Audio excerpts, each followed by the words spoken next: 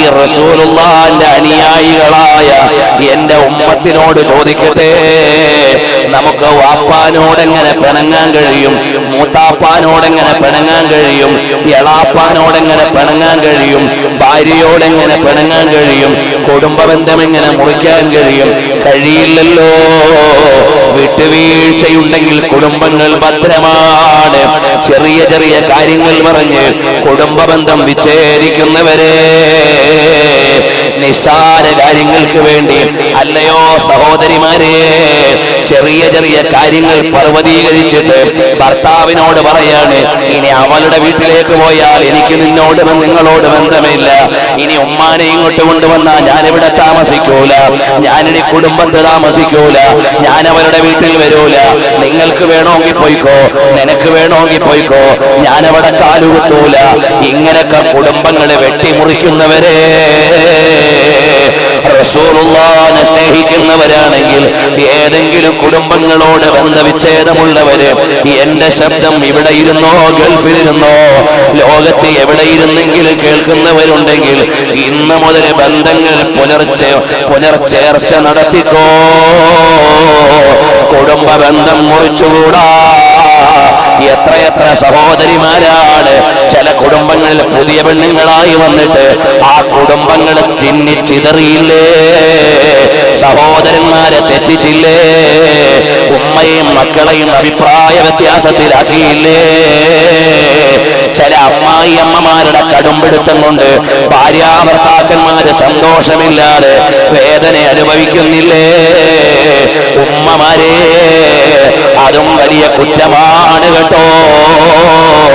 ചില അമ്മായിയമ്മമാരുടെ പിടിവാശി കൊണ്ട് മകന് മരുമകളുടെ അടുത്ത് പോകാൻ വയ്യ, മകൾക്ക് മരുമകന്റെ അടുക്കൽ പോകാൻ വയ്യ.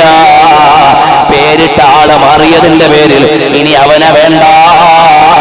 ഒരു ചെറുപ്പക്കാരൻ വന്ന് കരഞ്ഞുകൊണ്ട് പറയാണ്, ഉസ്താദേ, ഞാൻ എന്റെ ഭാര്യയെ തലാക്ക് ചൊല്ലേണ്ടി വരികയാണ്. മോനെ, എന്താ പ്രശ്നം? പ്രശ്നം തുടങ്ങിയത് വേറെ എവിടെയുമല്ല, എനിക്ക് കുട്ടി പിറന്നപ്പോൾ പേരിട്ട ആള് മാറിപ്പോയി.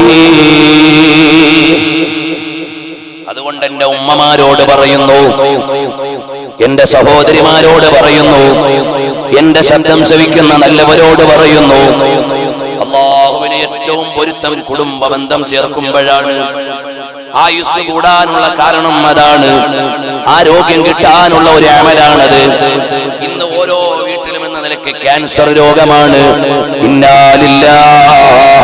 അല്ലാഹുവേ കാത്തുരക്ഷിക്കണേ റഹ്മാനേ, ഉള്ളവർക്ക് ശിഫാഹ് നൽകണേ റഹ്മാനേ. എല്ലാ സ്റ്റേജും കഴിഞ്ഞ് മരണത്തെ അഭിമുഖീകരിക്കുന്നവരുണ്ട്, പക്ഷേ അധികാരം നിന്റെ കയ്യിലാണ്. നീ ശിഫാഹ് നൽകണേ റഹ്മാനേ.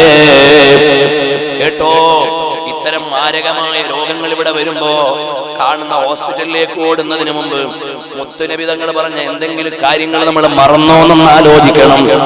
ആയുസ് കൂടി കിട്ടാനുള്ള ഏറ്റവും വലിയൊരു കർമ്മമാണ് കുടുംബ ബന്ധങ്ങൾ ചേർക്കലെന്ന് പറയുന്നത്. അതുവഴി ആയുസ് നീട്ടിക്കിട്ടും കേട്ടോ. എത്രയെത്ര കോടിപതികളാണ് തിരുവനന്തപുരത്ത് വിതരണം ചെയ്യുന്ന ഒരു പൊതി ചോറിന് വേണ്ടി ക്യൂ നിൽക്കുന്നു.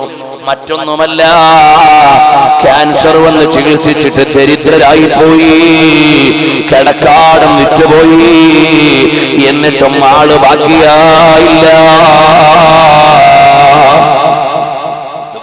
വലിയ പരീക്ഷണങ്ങൾ അല്ലാഹുവിൻ്റെത് വരുമ്പോൾ അല്ലാഹുവിനെ ശുക്ർ ചെയ്തുകൊണ്ട്, അവനോട് ഇസ്തിഗ്ഫാർ ചെയ്തുകൊണ്ട്, അല്ലാഹുവിനോട് അടുപ്പം സ്ഥാപിച്ചുകൊണ്ടാണ് നമ്മൾ റബ്ബിലേക്ക് ചേരുകയാണ് വേണ്ടത്. അല്ലാതെ പടച്ചവനെ മറക്കുകയല്ല. ഈ